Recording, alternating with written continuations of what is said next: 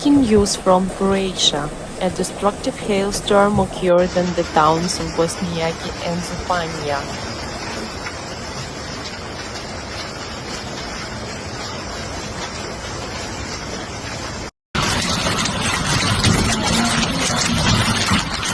The hailstones were the size of tennis ball, causing significant damage.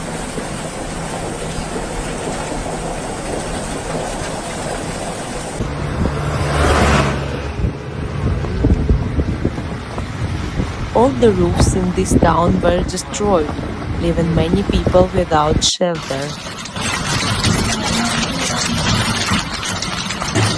An unimaginable number of vehicles were damaged, leading to chaos on the roads.